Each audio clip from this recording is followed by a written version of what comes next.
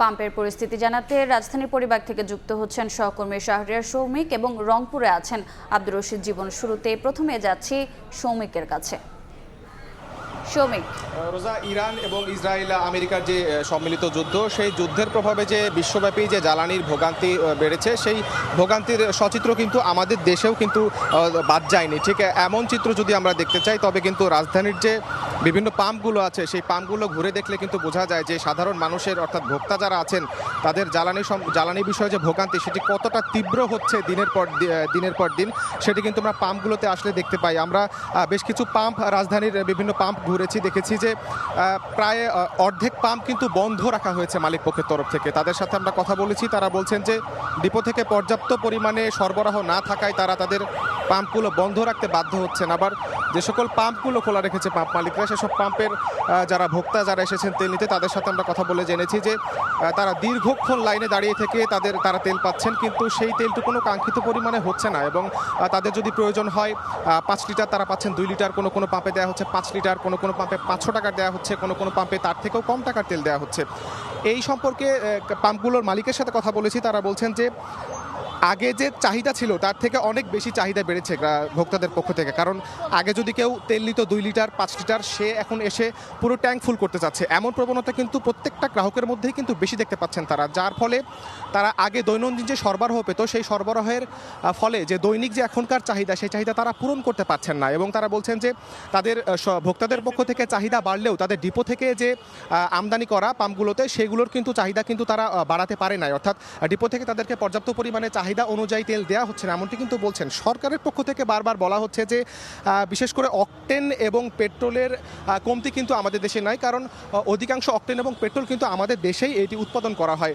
আমাদের দেশে সবসময় যেটির চাহিদা বেশি ছিল সেটি হচ্ছে ডিজেল, কিন্তু বর্তমানে এসে দেখা যাচ্ছে যে অধিকাংশ পাম্পেই ডিজেলের ক্রেতা প্রায় কম, কিন্তু অকটেন এবং যে পেট্রোল আছে সেটির কাস্টমার কিন্তু বেড়ে গিয়েছে, এমনটি কিন্তু আমরা দেখতে পাচ্ছি। সরকারের পক্ষ থেকেও বলা হচ্ছে যে এই অকটেন এবং পেট্রোলের যেই মজুতদারি, অর্থাৎ কালোবাজারি যারা আছেন, তাদের কারণেই কিন্তু এই বাজারে একটি প্যানিক বাইংয়ের সৃষ্টি হয়েছে, যার ফলে ভোক্তারা বিভিন্ন পাম্পে যে জড়ো হচ্ছেন এবং দীর্ঘ ও সারিবদ্ধভাবে দাঁড়াচ্ছেন, এবং তারা কিন্তু কাঙ্ক্ষিত পরিমাণে কিন্তু তেল পাচ্ছে না, এমনটি কিন্তু সরকারের পক্ষ থেকে বলা হচ্ছে। এবং সরকারের পক্ষ থেকে বলা হচ্ছে যে আগামী মে মাস পর্যন্ত যে তেলের প্রয়োজন, সেই মজুদ কিন্তু সরকার বিভিন্নভাবে সেটি ম্যানেজ করছেন।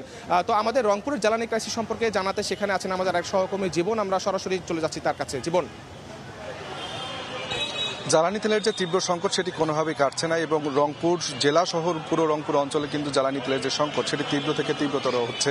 এই মুহূর্তে আমি আছি রংপুর শাপলা চত্বরের একটি তেল পাম্পে, এবং আমরা দেখছি পিছনে শত শত মোটর সাইকেল চালক, তারা কিন্তু জ্বালানি তেলের জন্য অপেক্ষা করছেন ঘন্টার পর ঘন্টা। যতদূর আমরা জানতে পেরেছি যে এই যে যারা বাইক চালক রয়েছেন, তারা কিন্তু সকাল 9টা থেকে অনেকে অপেক্ষা করছেন। অপেক্ষার পরও তারা এখনো দুশ্চিন্তায় আছেন যে তারা শেষ পর্যন্ত আসলে জ্বালানি তেল পাবেন কি পাবেন না। এবং বলে রাখি, রংপুর জেলার মধ্যে রয়েছে 48টি তেল পাম্প, তার মধ্যে আজকে কিন্তু 24টি তেল পাম্পেই কিন্তু বন্ধ রয়েছে জ্বালানি তেল না থাকবার কারণে। যে তেল পাম্পগুলো খোলা রয়েছে, সেই তেল পাম্পগুলোতেও কিন্তু কোনোগুলোতে পেট্রোল রয়েছে, কোনোগুলোতে ডিজেল রয়েছে। অর্থাৎ যেগুলোতে ডিজেল রয়েছে সেগুলোতে পেট্রোল নেই, যেগুলোতে পেট্রোল রয়েছে সেগুলোতে ডিজেল নেই। সেই কারণে আমরা দেখছি যে মোটরসাইকেল চালকদের একেবারে তীব্র বড় সারি, এবং একই সাথে গণপরিবহন যেগুলো রয়েছে, বিশেষ করে যাত্রীবাহী বাস, পণ্যবাহী ট্রাক, ছোট ছোট মাইক্রো কার, তারা কিন্তু সকলেই কিন্তু আসলে দীর্ঘ লাইনে দাঁড়িয়ে কিন্তু এই গাড়িগুলো জ্বালানি তেল নিচ্ছেন। এবং তেল পাম্প মালিক যারা রয়েছেন, তারা কিন্তু বলছেন যে যেহেতু আসলে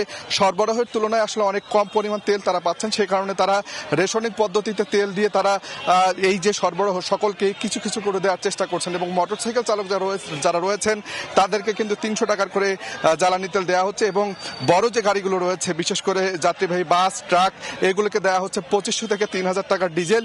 এবং একই সাথে ছোট যে কারগুলো রয়েছে, তাদেরকে 1500 টাকার পর্যন্ত জ্বালানি তেল দেওয়া হচ্ছে। এবং বলে রাখি, রংপুর জেলায় বেশ কয়েকটি তেলের ডিপো রয়েছে। এই তেলের ডিপোগুলোতে কিন্তু দীর্ঘদিন ধরে তেলের কোনো সরবরাহ নাই, এবং ডিপো সংশ্লিষ্ট যারা রয়েছেন তাদের সঙ্গে আমার কথা হয়েছে। তারা যেটি বলছেন যে এখন যে তেলগুলো আসছে রংপুর অঞ্চলে, সেগুলো সবগুলো কিন্তু পার্বতীপুর ডিপো থেকে আসছে, এবং রংপুর ডিপো থেকে তেলের সরবরাহ না থাকবার কারণে এই সংকটটি কিন্তু আরো তীব্র থেকে তীব্রতর হচ্ছেন।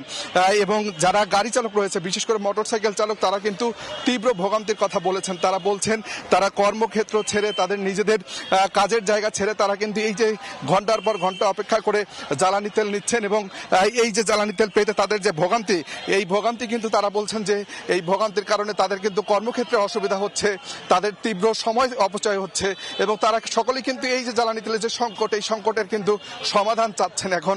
এবং এই তীব্র যে সংকট, সেই সংকট সহসাই আসলে সমাধান হওয়ার কোনো সম্ভাবনা নেই। যারা তেল পাম্প মালিক রয়েছেন তারা বলছেন যে যেহেতু আসলে সরবরাহ কম, সে কারণেই আসলে এই সংকটটি রয়েছে। তো সব মিলিয়ে এই ছিল রংপুর থেকে জ্বালানি তেলের সবশেষ।